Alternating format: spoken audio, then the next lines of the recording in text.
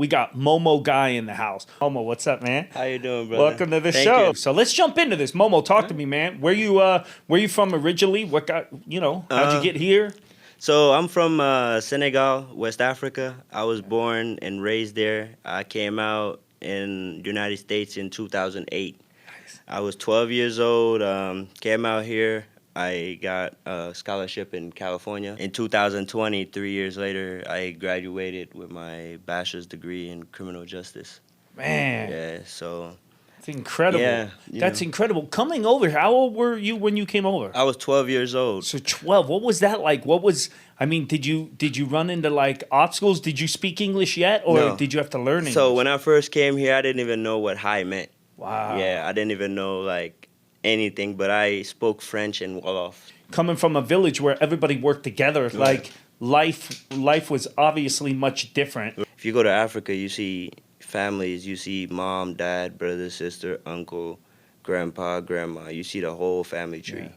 You know the whole family tree. Here, you only see your whole family tree on vacations. But then again, you can't really blame Americans because the life that is given here keeps you where you have no time, keeps you where you can't really check on mom, brother, sister, because you're always focused, because they always keeping you intact on something to do. At the end of the day, we don't have nothing but our family. Yeah. So you have a family here. You've started a family now. You have a daughter. And how's that going? How do you juggle everything? The soccer, I mean, it's just like everybody that got their own problems, and God only gives you what you can handle. So I feel like whatever is thrown on my plate is just because I could have handled it. So Let's talk about soccer, man. So you play for the Strikers. yes. How did that all come about? Have you been playing since Yeah, I mean, Indiana?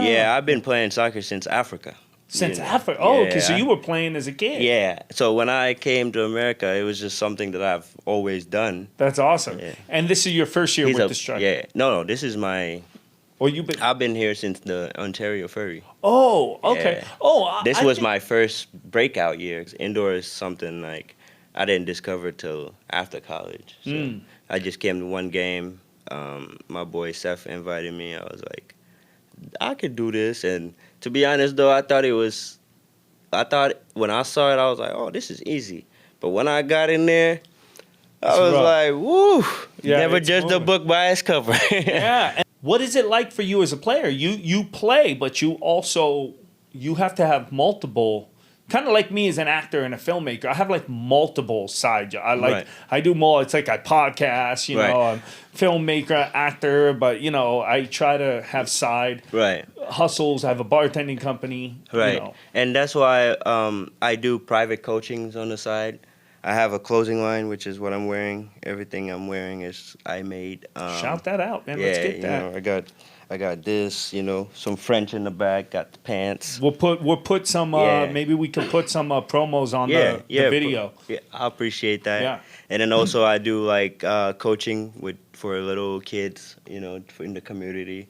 You can't do this forever, so you got to understand that obviously we're humans. We can do one thing, but we're all talented in a lot of different things, It's just a matter of planning ahead. Tomorrow's not promised, but you got to be ready for it. So let's talk about where we're going. You got a big game coming up that we're really excited about at FYI.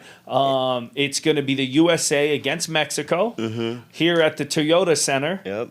Back on my stomping grounds. Back on the stomping ground. September 29th for anybody listening at the Toyota Center in Ontario. It's going to be a huge game, USA against Mexico. FYI and FYI friends and colleagues will be there. We're going to have a packed stadium. Are you excited about that? I'm very excited. I'm ready to go back out in my field. As of now, I feel like for the next years I'm here, that's going to be my field. So, we have a girls' game also. Oh, I didn't know that. Yeah, there's a girls' game right before that, and it's kind of like cool. It's like a all-day kind of game thing where they just have fun, so everybody's excited. And then after we get the W, we have fun. Do you get back to see your family in Africa Yep, often? I go every year. Right when season ends, I go back to the village.